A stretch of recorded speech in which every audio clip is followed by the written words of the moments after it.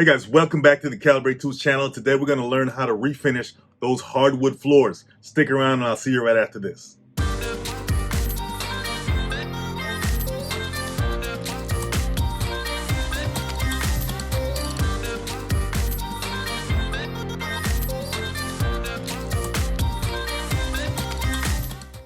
Now, hardwood floors can give your space that added touch that we all like. Something about the wood that gives the space a more natural look and feel. But over time, they can get worn down by foot traffic, especially if you got a big family. They can get faded by the sun, damaged by falling objects and furniture being dragged across it, stained by spills. After all that, they need to be brought back to life.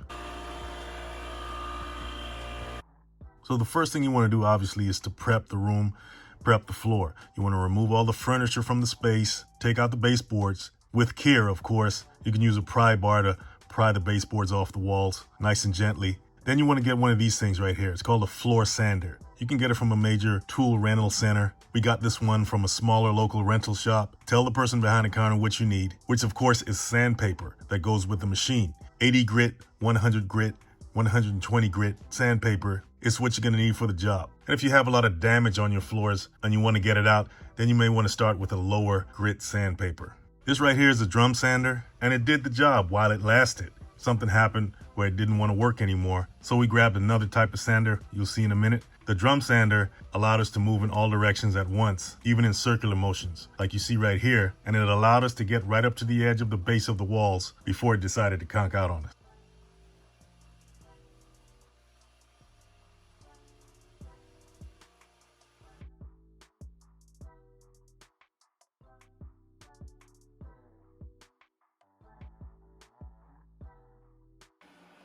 Now we replaced the last sander with this one. This is more of a belt sander, and you want to begin by lowering the sander onto the floor as you move forward.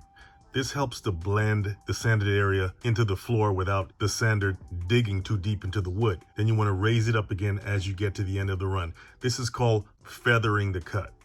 Now, because this is a belt sander, I can't maneuver it the same way I did the drum sander. There's no circular motions going on. It's just one straight line back and forth. And the design of this sander won't allow me to go all the way to the edge of the wall where the wall meets the floor. In this case, you may want to use a separate device like a multi-tool or an orbital sander to get those edges. That's the disadvantage of this particular sander right here. The drum sander will take you right up to that edge, which is what I liked about it. In any case, you should keep the sander moving at all times. Don't keep it in one place too long because it will dig into the floor and you will feel those unnecessary dips in the floor as a result, which can be dangerous, by the way, if you're walking on an unlevel floor. It can be a trip hazard, believe it or not.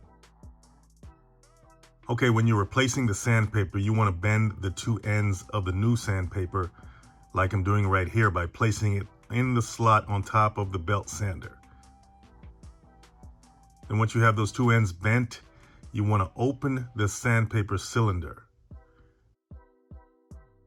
You'll see that it opens once you loosen the nut on the end.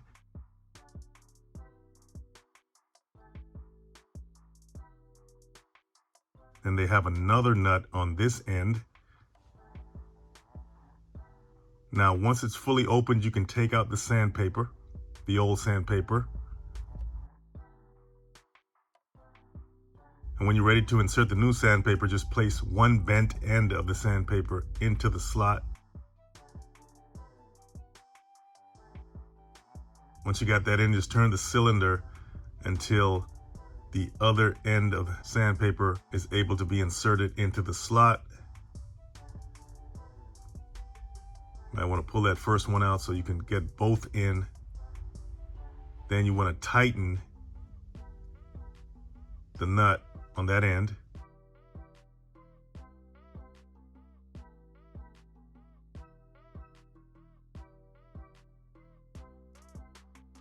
Then you want to tighten the other end. Make sure it's nice and snug.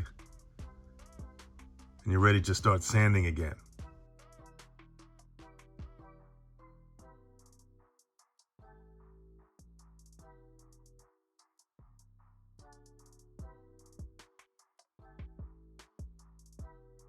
Here you can tell how the fresh new sandpaper is really taking off those layers.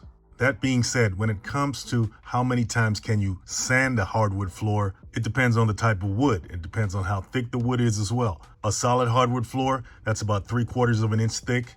You can refinish that about 4 to 5 times at most. If it's 1/2 inch thick solid hardwood, 2 to 3 times max. You should have at least 1/8 of an inch of material over and above the tongue and groove. If it's less than that, or you see nails sticking out of the wood, don't even think about sanding it. Then you got engineered hardwood. That's man-made wood that imitates the look of solid hardwood, and it's more resistant to scratches and dents. It's basically more durable. They take multiple layers of wood and bond them together and slap some solid wood on top. With engineered hardwood, if your top layer, they call it the wear layer, is about 3/16 of an inch, you can only sand that or refinish that about 1 to 2 times. But once again, it depends on the thickness of that wear layer, that top layer. And it does help to know what you're doing so you won't take off too much of that wear layer. In other words, you don't want to oversand your floors. You can actually measure the thickness of your hardwood by removing the air vent or a section of the baseboard. And you can take a measuring tape or some calipers and see how thick it is. Okay, so once you got the floors vacuumed up, mopped up, it's time to apply some oil-based polyurethane. Oil-based is good, especially for older floors like this one. It gives it a deeper, richer finish compared to water-based polyurethane. It's very good for darker wood tones, brings out that natural color better. Now the flip side to that is it does have a longer drying time than water-based polyurethane, and it may have a stronger odor as well. Now that tool that we're using to spread the urethane on the floor is called a lamb's wool applicator. Now you don't want to pour too much urethane on the floor. You just want to pour enough to create a thin, even layer. You don't want to have any puddles on your floor when you pour it. So it's better to apply multiple thin coats rather than one thick coat to prevent any drips or bubbles. Just pour small amounts at a time for each section of the floor that you cover. You first want to spread it on the edges of the room, and as you cover the floor, you want to work your way back towards the exit, the door. Oil-based polyurethane on hardwood floors can take around 24 to 48 hours to dry, and the fumes or the odor can take around 3 days to clear out. But you got to remember temperature, humidity, and the thickness of the film that you're putting down or applying can affect the drying time as well. The ideal temperature to apply oil-based polyurethane is around 60 degrees to 90 degrees Fahrenheit, and the ideal humidity level is around 30 to 70%. After you apply your coat, remember, avoid any heavy traffic, foot traffic coming through the area for about 3 days after applying the final coat. That includes moving furniture around and all of that. And if you really want a good finish, give it about 30 days to fully cure.